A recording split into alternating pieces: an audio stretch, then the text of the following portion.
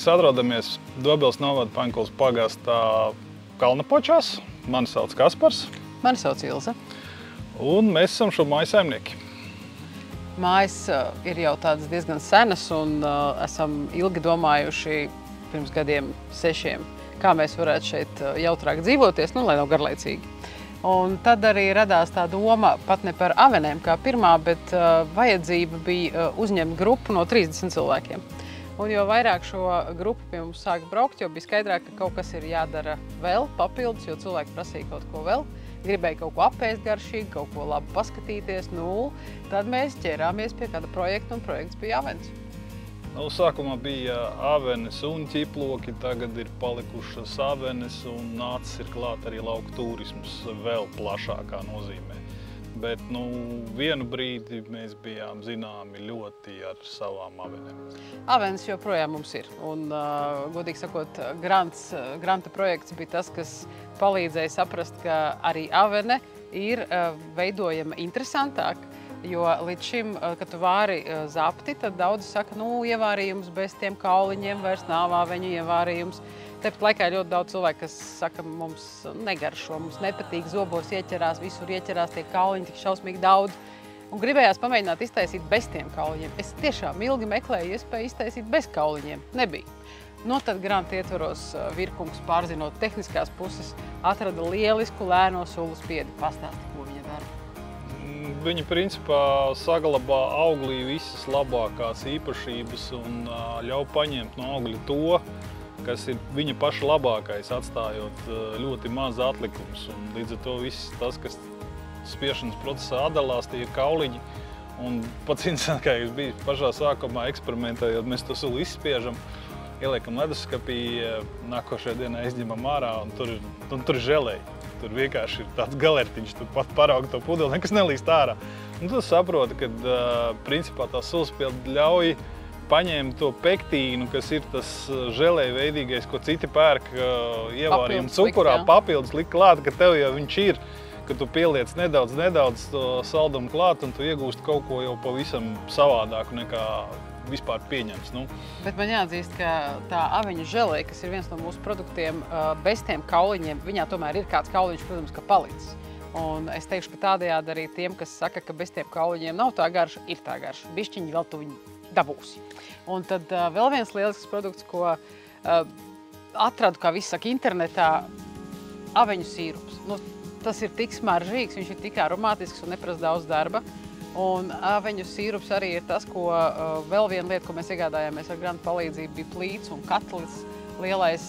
Tur var viņu savārīt labi un ātri, un tas tiešām palīdz. Un tas sīrups pazūd pirmais. Šogad, diemžēl, ir tā, ka knapi paspējām sev pāris pudelītes sataisīt, jo lietus, avenes ir pabeidzis ātrāk nekā vajadzētu. Dārzā arī citu augļu īsti nav. Šogad ir tāds tukšais gads, bet arī labā ziņā tas, ka tu vari domāt, padomāt, paeksperimentēt, padomāt citā virzienā. Un tajā brīdī, kad tas granta aprīkojums lieliski nodara ne sākotnējam mērķim, viņš nodara grupām, viņš nodara nākamajam biznesa sastāvdaļai. Jo šogad bija fantastiski. Šogad mums bija, mēs jau domājam, 40 cilvēku grupa ir liela griezti mūsu mājā, un tas ir ārprātīgs apjoms un fantastiski, ka mums ir šis katls un plīts.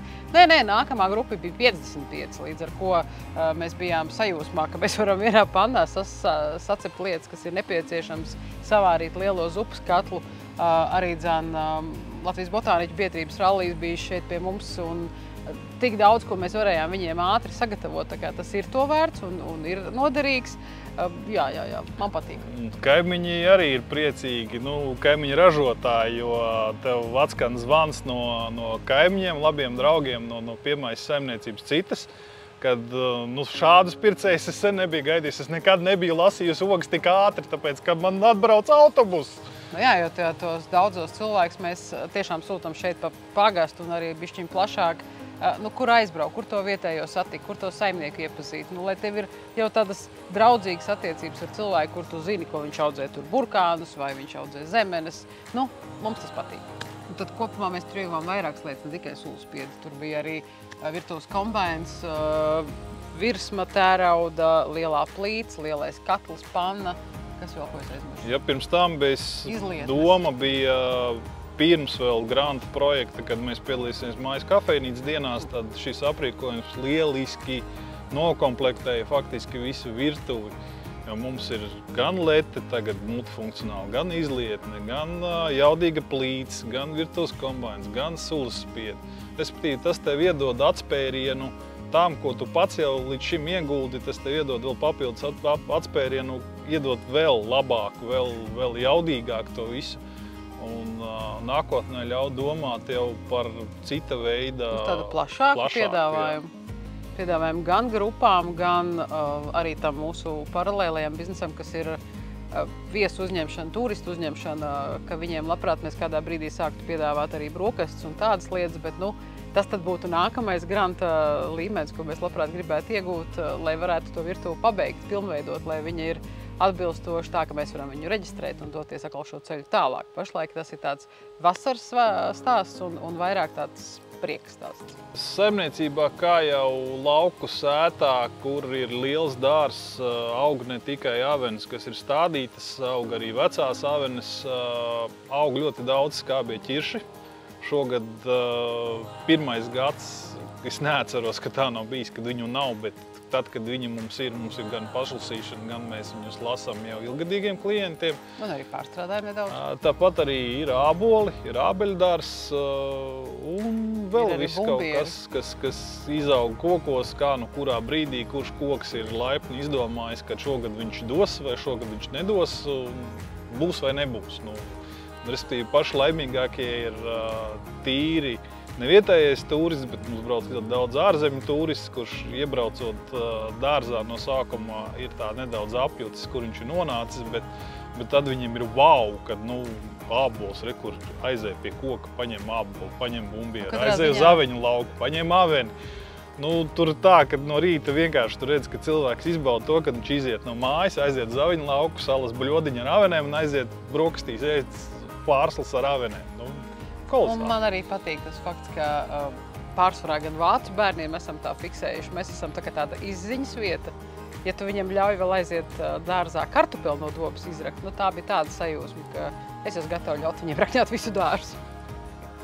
Nebaidīties. Pats galvenais ir nebaidīties no tā, ko tu vari dot un kas tev ir vajadzīgs. Jo īstenībā, ja tu tā padomā, tev viss vajadzīgais jau ir.